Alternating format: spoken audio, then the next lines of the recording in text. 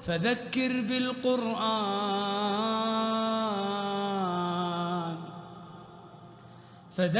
بالقرآن من يخاف وعيد. نستغفره ونؤمن به ونتوكل عليه ونعوذ بالله من شرور أنفسنا ومن سيئات أعمالنا من يهده الله فلا مضل له ومن يضلل فلا هادي له. نشهد أن لا إله إلا الله وحده لا شريك له ونشهد أن سيدنا وشفيعنا وحبيبنا ومولانا محمدا عبده ورسوله أرسله بالحق بشيرا ونذيرا بين يدي الساعة. اللهم صل على سيدنا مولانا محمد وآله وأصحابه وبارك وسلم كما تحب ربنا وترضى كما تحب ربنا وترضى. قال النبي صلى الله عليه وسلم من صام رمضان إيمانا واحتسابا غفر له ما تقدم من ذنبه. وقال صلى الله عليه وسلم لا يؤمن أحدكم حتى أكون أحب إليه من والده وولده والناس أجمعين أو كما قال عليه الصلاة والسلام. محترم بزرگوں اور عزیز بھائیوں اور دوستوں اور ہماری دینی بہنوں اور ماؤں، اللہ رب العزت ہمارے اس جمع ہونے کو اپنے کرم سے قبول فرمائے اور ہمارے اس مبارک ماہ کے ہونے والے ٹوٹے پھوٹے اعمال کو قبول فرمائے اور حق تعالی شانہ اپنے قرآن کے سائے میں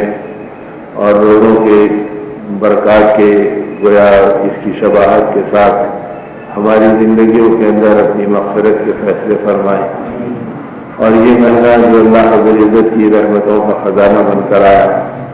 اللہ پاک اس وقت اوقات کو اور اس آخری دہے کو اس شعور کے ساتھ گزارنے کی توفیق دے کہ آدمی اپنے دن میں، رات میں، صبح میں، شام میں اللہ کی طرف ایسے متوجہ رہنا کہ جیسے آدمی کو یہ پتہ چلے کہ یہ دہا کب ختم ہوتا یا یہ زندگی کب ختم ہوتی اس کا کوئی اعتبار نہیں، لہذا اس زندگی کے بچے لمحات میں ہر لمحہ میرے لیے لمحہ مغفرت بن جائے اور ہر لمحہ میرے لیے اللہ پاک کی طرف سے عتق من النار یعنی جہنم کی آگ سے خلاصی کا اللہ کرے کہ میرے لیے ذریعہ بن جائے، اس کی جستجو ہو، اس کی جدوجہد ہو. اسی لیے بزرگوں نے فرمایا کہ ماہ رمضان کو پہچاننا بھی ایک چیز ہے. ماہ رمضان تو آتا ہے اور آدمی کی زندگی میں گزر جاتا ہے. جیسے نادان بچے ہیں، ان کے ہاتھوں میں 100 کا نوٹ دے دو لیکن ان کو شعور نہیں ہے کہ یہ 100 کا نوٹ ہے. اگر اس کے سامنے ان کو 4 آنے کا اور 10 پیسے کا اگر کوئی چاکلیٹ بتا دے تو چمکتی پنی کو اور اس کے اندر کی مٹھاس کو دیکھ کر وہ 100 کی نوٹ کو چھوڑ دے گا اور اس کو لے لے گا. اس لیے کہ وہ نادان بچہ ہے، اس کو پتا نہیں کہ اس کی کیا قیمت ہے، اس کی کیا قیمت ہے. وہ اسے کاغذ سمجھتا ہے، پھینک دیتا ہے اور اس کو اپنی لذت کی چیز سمجھتا ہے، اختیار کر لیتا ہے. ایسی جب ایک آدمی پر ماہ رحمان آئے، ماہ سیام آئے، مغفرت کے ایام آئے، رحمتوں کی لہراتی ہوئی فضا ہے اور اللہ رب العزت کی طرف سے جہنم کے چھٹکارے کی خوشخبریاں ہیں، لیکن آدمی اپنے پیٹ کو، اپنے جیب کو، اپنی ضرورتوں کو تلاش کرتے پھرے تو اس کا مطلب یہ ہوگا کہ ہم نے ماہ رحمان کی قدردانی نہیں کی. حالانکہ یہ وہ مبارک مہینہ ہے کہ اللہ کے خصوصی انعامات میں سے ایک انعام ہے اور ایسا انعام ہے کہ اللہ نے اس ماہ رمضان کی برکتوں میں کمی نہیں فرمائی. ایسی بات نہیں کہ نبی رحمت صلی اللہ علیہ وسلم کے زمانے میں اور صحابہ کرام رضوان اللہ تعالی علیہ اجمعین کے زمانے میں رمضان کی برکتیں زیادہ تھی، اس میں نیکیوں کی قیمت زیادہ تھی، اس میں روزے کی فضیلت زیادہ تھی، اس میں اجر و ثواب زیادہ ملتا تھا. اور اب درجہ و درجہ کم ہو گیا اور اب وہ قیمت نہیں رہی، وہ ایام نہیں رہے. بلکہ اللہ کا احسان اور انعام یہ ہے کہ تو ہمارے فسق و فجور کے باوجود اور ہمارے دنیا کے دلدلوں میں پھنسنے کے باوجود اور ہمارے خواہشات کی زندگی میں احکامات کو توڑنے کے باوجود انہوں نے اپنے اس ماہ رحمان کو قیامت تک کے لیے ایسے قائم کر رکھا ہے کہ جیسے پہلے زمانے میں اللہ پاک ماہ رمضان پر اپنی عنایتیں اور اپنی برکتیں اور اپنی رحمتوں کا نزول فرماتے تھے، آج بھی اللہ کی طرف سے ان رحمتوں کا نزول ہے اور ان رحمتوں کا وجود ہے، اور اللہ رب العزت کی طرف سے گویا بندوں کے لیے جہنم کی خلاصی اور چھٹکارے کا اعلان ہے۔ اب خوش نصیب وہ بندے ہیں جو اس مہمان کو پہچانے اور اس کے اندر کے اعمال کو جانیں، تو پھر ان کے اوقات اس میں لگیں گے۔ اب صحابہ کی زندگی کو آج بھی دیکھیں اور اہل اللہ کی زندگی کو آج بھی دیکھیں تو پتہ چلے گا کہ رمضان مبارک کے ایام میں دین کی فکریں، ایمان کی محنتیں، ہدایت کی بےقراریاں، قرآن پاک کی تلاوت کو کثرت سے کرنا، غریبوں اور پریشان حالوں کی خیر خبر لینا، اپنے روزے کے اندر دعاؤں کا بڑھا دینا، مناجات کو کثرت سے کرنا، اللہ رب العزت کو منوانے اور ان کو اپنی طرف مائل کرنے کے لیے بے قرار ہونا، یہ کیفیات اتنی اللہ والوں کو اوپر جاری رہی کہ ان کو ذاتی گفتگو کا بھی احساس واقع نہیں رہا۔ بزرگوں کا واقعات میں آتا ہے کہ شعبان کے مہینے میں کپڑے چل رہے ہیں اور شعبان کے مہینے کے اندر کھانے کی چیزیں جمع ہو رہی ہے،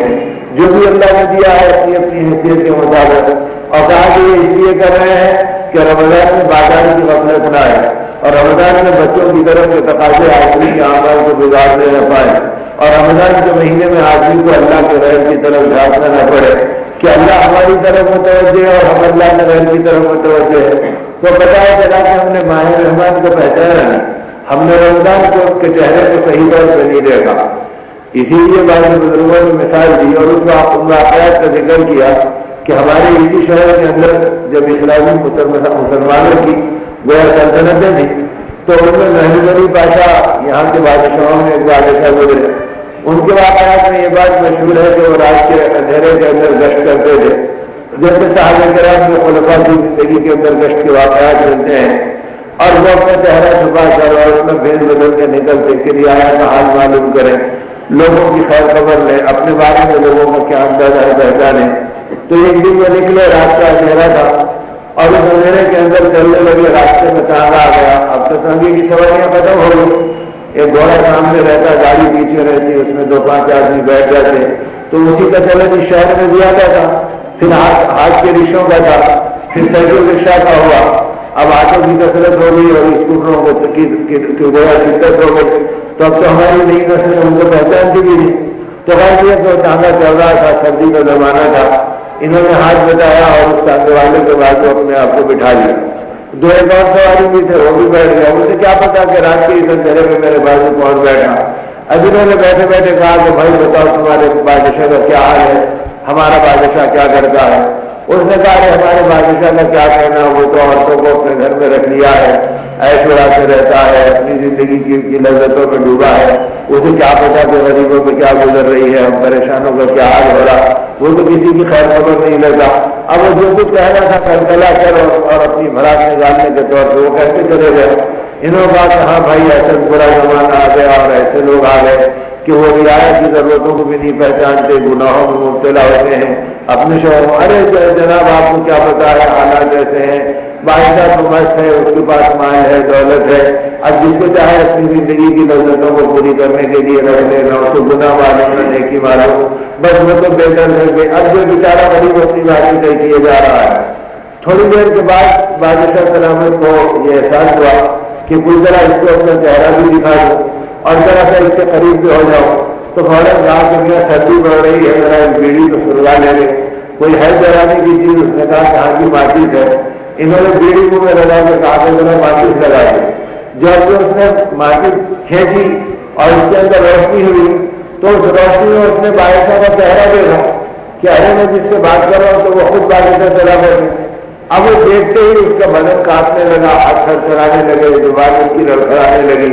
منہ سے مارے حیرت کے کف نکلنے لگا۔ اب وہ کانپنے لگا تو انہوں نے تسلی دی اور کہا کہ بھائی پریشان کیوں ہو رہے ہیں؟ جب سے بھی میں تمہارے بازو اور اپنی بازو کیوں گھبرا رہے ہیں؟ کہا جہاں پر قدموں میں گرتا ہوں مجھے معاف کر دو، کوئی میرے لیے قتل کا فیصلہ ہوگا، کہیں تختہ دار میں چڑھا دیا جاؤں گا، مجھ سے بہت بڑی بات ہو گئی۔ ارے نہیں بھائی تو جو سنا تھا یا جو تجھے سمجھ میں آیا تو کہہ رہا تھا، آخر اب تک کہتا رہا، اب کیا ہو گیا؟ تو اب تک پتا نہیں تھا کہ بادشاہ میرے قریب ہے، اب پتا چلا کہ بادشاہ میرے قریب ہے تو ہوش اڑ گیا، حواس ختم ہو گیا، آدمی کی طبیعت ٹوٹ گئی۔ تو یہی حال ہمارا ہے کہ رمضان ہمارے قریب ہے اور ہم رمضان کے سائے میں چل رہے ہیں، اس سے ہم بالکل بے خبر ہیں، تو اس میں بھی وہی دنیا کے تذکرے، اس میں بھی وہی چاہتے، اس میں بھی وہی زبان کا ڈھیلا پن، اس میں بھی وہی جھٹکے، اور اس میں بھی وہی مخلوق کی برائی، اس میں بھی وہی غیبتیں، اور اس میں بھی وہی چرچے، اور اس میں بھی وہی چاہتے۔ اب کچھ پتہ ہی نہیں چل رہا کہ ہم رمضان میں ہے یا ہم دنوں میں ہے، اس لیے کہ ہم نے رمضان کا چہرہ نہیں دیکھا کہ رمضان کیسی برکتوں کا مہینہ ہے، رمضان کیسی عظمتوں کا مہینہ ہے۔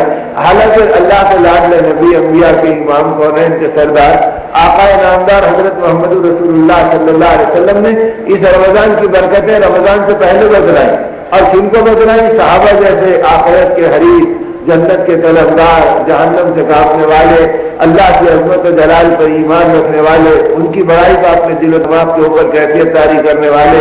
اللہ کے غیر پر نگاہ نہیں جمانے والے، دنیا کی محبتوں سے کوسوں دور اپنی زندگی گزارنے والے، ایسے پاکیزہ نفوس اور پاکیزہ طبقے کے سامنے رمضان سے پہلے آقا نے رمضان کا تعارف کرایا کہ یہ نیکیوں کا مہینہ ہے، یہ دعاؤں کی قبولیت کا مہینہ ہے، یہ اللہ کے فیصلوں کے نزول کا مہینہ ہے، یہ اللہ پاک کی غیبی برکتوں کا مہینہ ہے۔ لیکن چونکہ زندگیوں کا رخ ہمارا بدل گیا اور بھٹک گیا، یعنی دین کی طلب بھی ایک چیز ہوتی ہے، اور دین میں اور دنیا میں فرق یہی ہے کہ دنیا تو اللہ بے طلب کو بھی دے دیتے ہیں، اور دین کے اندر اللہ کے ہاں طلب شرط ہے۔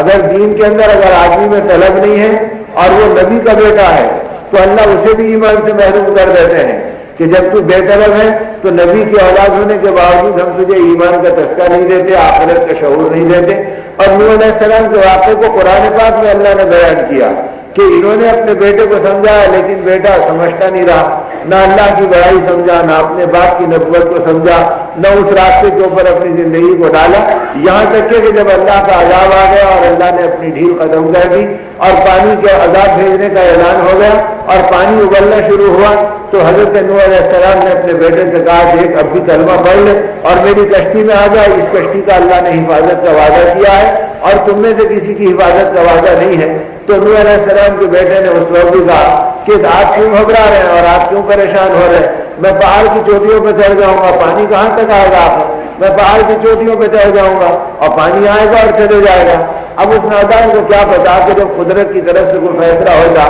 تو نہ پہاڑ رہتے، نہ سمندر رہتا، نہ چیزیں رہتی۔ اب اللہ نے پہاڑوں کے پتھروں کے اندر سے اور چٹانوں کے اندر سے بھی پانی کو اگلوانا شروع کر دیا، آسمانوں سے بھی پانی برسنا شروع ہو گیا اور گرم تندور کے اندر سے بھی پانی ابلنا شروع ہو گیا۔ نتیجے کے اندر یہ پانی آسمانوں کو چھونے لگا اور بادلوں سے اونچا ہو گیا، پہاڑ بھی اس کے اندر ڈوب گئے اور سبھی اس کے اندر ختم ہو گئے۔ تو اس طریقے سے اللہ نے اپنی قدرت کا تماشا دکھلایا اور وہ ہلاک ہو گیا اس میں۔ اور اس موقع پہ حضرت نوح علیہ السلام پدرانہ شفقت میں کہ میرا بیٹا ہے، آپ نے بے قرار یہ کہا تھا کہ اللہ میرے بیٹے کو بچا لے، تو حق تعالیٰ شانہ نے پاک کلام میں اپنے نبی نجی اللہ کے اوپر اپنے گویا جلال کا اعلان کیا اور ایک ڈانٹ بتلائی اور فرمایا کہ یا نوح انہ لیس من اہلک، اے نوح خبردار ہو جاؤ وہ تمہارے اہل میں سے نہیں جس کے لیے تم دعا کر رہے ہیں۔ ٹھیک ہے وہ تمہارا خون ہے لیکن آپ دیکھتے نہیں کہ انہ عمل غیر صالح، کہ وہ ہے کہ جس کے عمل پاکیزہ نہیں ہے، تو باوجود تمہارا بیٹا ہونے کے جب پاکیزہ اعمال نہیں کرتا تو ہمارا عذاب اس کو پکڑے گا اور قیامت تک ہم اس کی موت کو عبرت کا نمونہ بنائیں گے۔ کہ جب طلب نہیں ہوتی زندگی کے اندر تو اللہ دین نہیں دیتے آدمی کو۔ دنیا اور دین میں فرق یہی ہے، دنیا بے طلب کے مل جاتی ہے، بے محنت کے مل جاتی ہے۔ باپ کروڑپتی تھا، اربپتی تھا اور اس کا بیٹا پاگل ہو گیا، اب اس پاگل بیٹے کی زندگی کے علاوہ اس کو کوئی وارث بھی نہیں ہے۔ اب اگر اس حالت میں باپ کی موت واقع ہو جائے تو دین کا قانون اور دنیا کا قانون دونوں یہ کہیں گے کہ بھئی بیٹا اس مال کا وارث ہے، اس کا علاج کراؤ، اس مال کو اس کے نام کے اوپر محفوظ کراؤ۔ جب یہ سمجھ میں آ جائے اور شعور میں آ جائے اور اس کا بہکنا ختم ہو جائے تو یہ اس مال کو استعمال کرے گا تو وہ مال اس کے نام کے اوپر محفوظ ہوگا۔ تو دنیا کے اندر نہ صرف طلب شرط ہے، نہ قابلیت شرط ہے، بلکہ اللہ دنیا پاگلوں کو بھی دے دیتے ہیں، کافروں کو بھی دے دیتے ہیں، نادانوں کو بھی دیتے ہیں، لیکن دین دینے میں اللہ کے پاس طلب شرط ہے۔ تو رمضان کے مہینے میں اللہ کی رحمت ملے، اللہ کی برکت ملے، اللہ کی مغفرت ملے، اللہ رب العزت سے قربت ملے، تو اس کے لیے آدمی رمضان کے چہرے کو پہچانے کہ ارے ماہ رمضان ملا، یہ وہ مہینہ ہے جس کے اندر ایک ایک بول کو تولنا پڑے گا کہ میری زبان سے کوئی بول میرے روزے کو پھاڑ کو نہیں دے رہا اور میرا کوئی بول میری دعاؤں کو اللہ کی بارگاہ میں قبولیت سے محروم تو نہیں کرا دے رہا۔ اس لیے کہ اعمال کے اندر آدمی اپنے آپ کو طلبگار ہے، جستجو کے اندر بنا کر چلتا رہے۔ سیدنا جنید بغدادی رحمۃ اللہ علیہ کے بارے میں معروف ہے اور ان سے منسوب ہے کہ ایک بار یہ بھی زندگی میں ایسا دور آیا کہ تہجد کی نیت کرتے لیکن تہجد کے وقت میں اونگ آ جاتی اور تہجد قضا گزر جاتی، فجر کا وقت شروع ہو جاتا،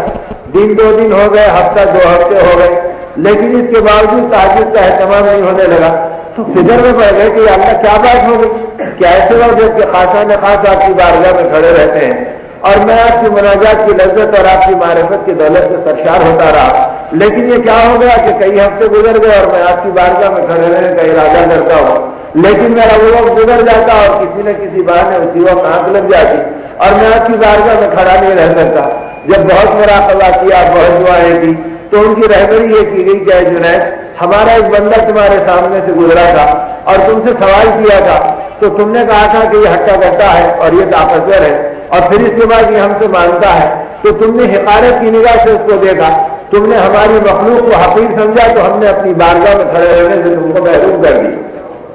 تو وہ ایک دم کانپ گیا اور فرمایا مولا میرے گناہ کو معاف کر دے اور میری اس قطر سے میری حفاظت کا سامان فرما دے۔ تو اصل میں جب اللہ کی معرفت آدمی کو سمجھ میں آتی ہے تو آدمی اپنی نیکیوں کے اندر بھی اپنی پاکی کی اور حفاظت کا سامان کرتا ہے کہ اللہ کہیں ایسا نہ ہو جائے کہ میں کسی پکڑ میں آ جاؤں۔ اور رمضان کے مہینے میں وہ کہہ رہے ہیں کہ 70 گنا ہماری مغفرت کی بارش بڑھ گئی اور ہمارے کرم کے دروازے کھل گئے اور ہماری رحمتوں کی چادر وسیع ہو گئی اور ہم اپنے بندوں کو جہنم سے چھٹکارے کا اعلان کرا رہے ہیں۔ تو اللہ کرے کہ ہم رمضان کے چہرے کو پہچان لیں اور یہ دیکھ لیں کہ ارے اس چہرے کو دیکھنے کے بعد کہ ایک ہوتا کہ آدمی کسی کے پاس کوئی چیز ہوتی ہے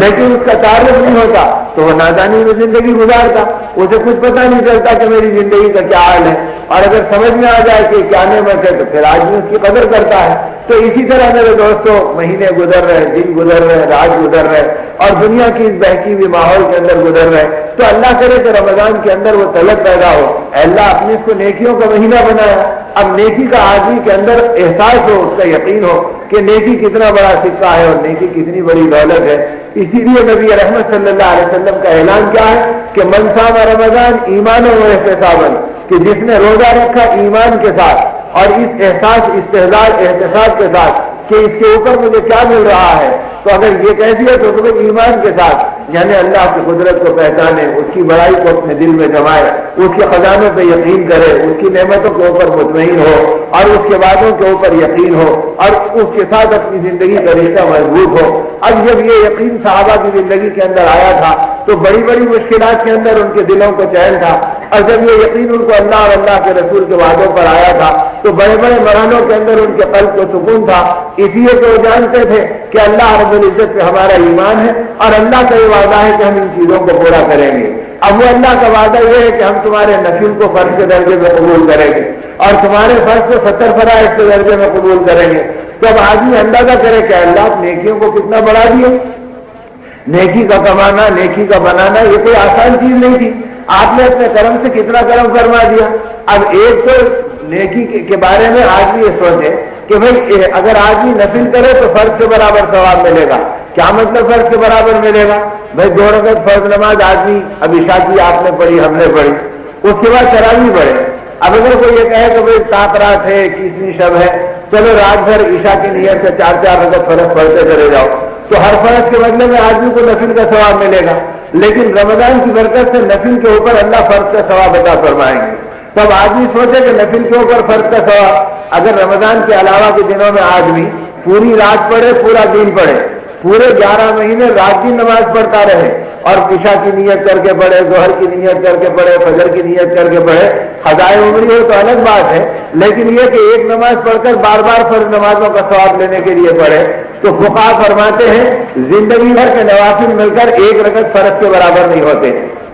تو اللہ یہ مہینے کو ایسا بنا دیے کہ ایک فرض پہ اللہ 70 فرائض کا ثواب دیں گے، تو یا اللہ آپ نے کتنے بڑے ثواب دیے۔ اب ثواب کا یقین ہو آدمی پہ، صحابہ کو جب یقین ہو گیا تھا کہ نیکی اصلی دولت ہے اور ایمان کو بڑھانے والی ہے، اللہ کو راضی کرنے والی ہے، دعاؤں کو قبول کرانے والی ہے، تقوی کی دولت دلانے والی ہے، تو نیکیوں کے کام کرتے تھے، نیک اعمال کو اپنی زندگی میں جمع کرتے تھے۔ روزہ سب سے زیادہ اخلاص کا نمونہ بنایا گیا۔ ہر عبادت کیا آ رہی ہے، نماز پڑھو تو نظر آ رہا کہ مسجد میں گئے، گھر میں عورتیں نماز پڑھی تو نظر آ رہا رکوع اور سجدہ کر رہے ہیں، اگر صدقہ کر رہے ہیں تو کسی کو دیتے ہوئے نظر آ رہے ہیں، تلاوت کر رہے ہیں تو اللہ کا کلام پڑھتے ہوئے نظر آ رہے ہیں، حج کو جا رہے ہیں، عمرے کو جا رہے ہیں تو اپنا وطن چھوڑتے ہوئے نظر آ رہے ہیں۔ اب روزے کی ایک عبادت اتنی پوشیدہ اور چھپی ہوئی عبادت ہے کہ روزے کی حالت میں جب تک بندہ اپنی زبان سے کہتا نہیں اور اللہ کی بندی اس کا اظہار نہیں کرتی کہ میں روزے سے ہوں، اس وقت تک کسی کو پتہ نہیں چل رہا۔ ہم کام کر رہے ہیں تو عبادت میں ہے، ہم پکا رہے ہیں تو عبادت میں ہے، ہم کما رہے ہیں تو عبادت میں ہے، ہم بازار میں چل رہے ہیں تو عبادت میں ہے،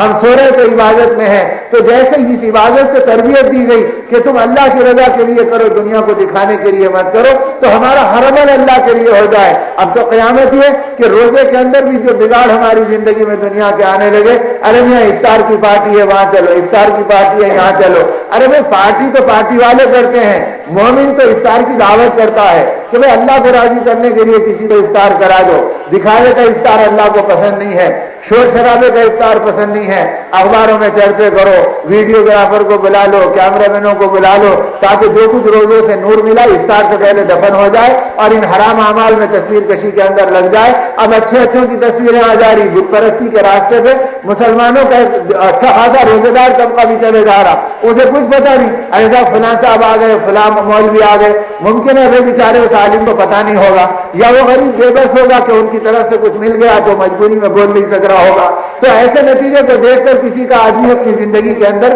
جواز نہیں لے سکتا، فتویٰ نہیں بنا سکتا۔ جب آقا نے ایک چیز کو حرام اور منع کر دیا تو آدمی کو اس سے بچنے کی ضرورت ہے۔ اب ان کے اخباروں میں تذکرے، اس کے اندر تصویروں کے شعبے اور کیا کے ساتھ افطار پارٹی، تو روزہ بھی ہمارے ہاتھوں سے نکل رہا اور برباد ہو رہا۔ ارے بھائی اگر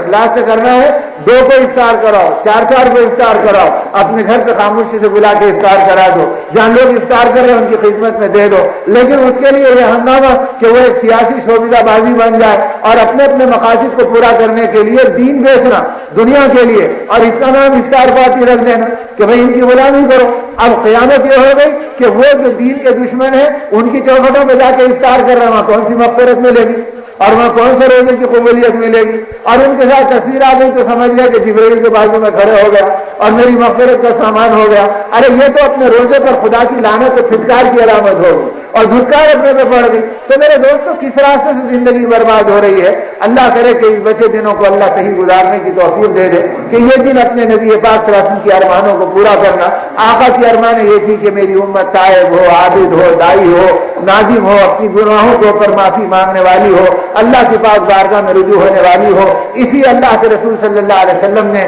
راتوں کی قیمت بتلائی، پاک راتوں کا اہتمام بتلایا، اور آخری عشرے کے اندر آپ اپنی کمر کس لیتے اور پوری طرح اللہ کی طرف ہمتن متوجہ ہو جاتے، معتکف ہو جاتے اور اللہ کی چوکھٹ کو پکڑ لیتے، اور جب تک چاند نہیں دیکھ لیتے عید کا اس وقت تک اللہ کی بارگاہ میں متوجہ رہتے۔ یہ سب کچھ اس لیے کیا کہ وہ یہ امت اعمال پہ چلنے والی ہو اور اپنے اللہ سے مانگنے والی ہو اور ان کی قدرت اور کبریائی کو اپنی زندگی میں جمانے والی ہو۔ اور جب یہ راستے پہ امت آ گئی تو یہی رمضان فیصلوں کے رمضان بن گئے، بدر میں فرشتے اتر گئے، اللہ کی غیبی مددیں آ گئی، تبوک کے میدان کے اندر اللہ نے باطل کو ویسے ہی ڈھیر کر دیا اور حق کو اللہ نے اپنی قدرت سے غالب کر دیا۔ اور اسی مہینے کے اندر اللہ کے نبی صلی اللہ علیہ وسلم جو غاروں میں چھپتے ہوئے مدینہ طیبہ کو گئے تھے اور راتوں کے اندھیرے کے اندر نکلے تھے، وہ دن کے اجالے میں ماہ رمضان کے اندر فاتحانہ داخل ہوئے اور اللہ پاک نے آپ کو بیت اللہ میں داخل کیا، اور ایسے داخل کیا کہ اے نبی صرف آپ داخل نہیں ہوئے، اب قیامت تک آپ کی امت ہی آ رہے گی، کوئی اور نہیں آ سکے گا۔ وہ حدود حرم قائم کیے گئے اور اللہ نے اس جگہ کو منور کیا۔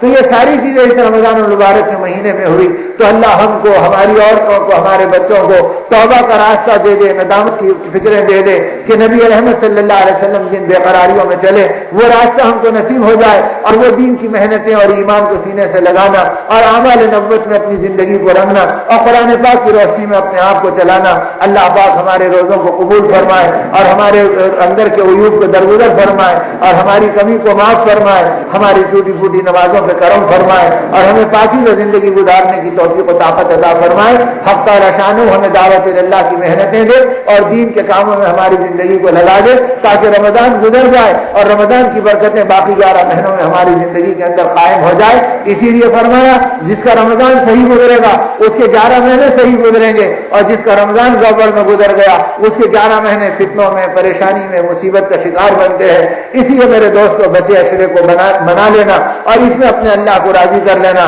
تاکہ پچھلی کوتاہیوں کا کفارہ ہو جائے اور یہ زندگی اللہ کی بارگاہ میں مقبول ہو جائے اور اللہ کے غیبی فیصلے ہمارے موافقت میں آ جائیں. حق تعالیٰ مجھ کو اور آپ کو عمل کی توفیق دے اور اپنے پاک کلام کی روشنی میں زندگی کو پاکیزہ گزارنے کی سعادت دے. اپنے کرم سے ہم کو صحیح راستے پر ڈھال دے. دعا کریں کہ اللہ پاک ہم سب کو قبول کرے اور مرتے دم تک ایمان پہ مر مٹنے والا اور دینی محنتوں میں چلنے والا اور اللہ کے گھروں کو آباد کرنے والا اللہ اپنے کرم سے بنا دے. حق تعالیٰ اپنے کرم سے ہم سب کو قبول کرے. درود شریف پڑھنے اللہ پاک اپنے کرم سے قبولیت سے نوازے. الحمد للہ رب العالمین والصلاة والسلام على رسوله الكريم. اللهم ربنا ظلمنا انفسنا وإن لم تغفر لنا وترحمنا لنكونن من الخاسرين. اللهم يا أول الأولين ويا آخر الآخرين ويا ذا القوة المتين ويا راحم المساكين ويا أرحم الراحمين.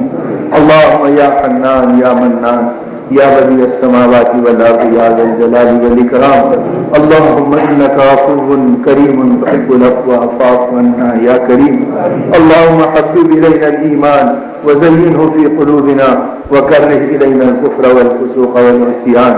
اللهم اجعلنا من الراشدين. اللهم اجعلنا من التوابين. اللهم اجعلنا من المتطهرين. اللهم اجعلنا من عبادك الصالحين. ربنا لا تزغ قلوبنا بعد إذ هديتنا وهب لنا من لدنك رحمة إنك أنت الوهاب. اے اللہ ہمارے گناہوں کو معاف فرما. اے کریم اپنے کرم سے ہمارے قصوروں کو درگزر فرما. مولا آپ کی نعمتوں کو لیتے رہے اور آپ کو اپنی بغاوتیں دکھلاتے رہے. مولا ایسے مجرم آپ کی بارگاہ میں بھیک مانگنے کے لیے بیٹھے ہیں. مولا ایسے بھی مجرم آپ کی بارگاہ میں کبھی نہیں آئے ہوں گے جو زندگی بھر مردار دنیا کے پیچھے چلتے رہے اور اپنے خواہشات کے دل میں پھنسے رہے. لیکن آپ نے کرم کیا. اے میرے بندو اور اے میری بندو آ جاؤ اور میرے ماہر مہمان کے سائے میں اپنی زندگی کو گزار لو.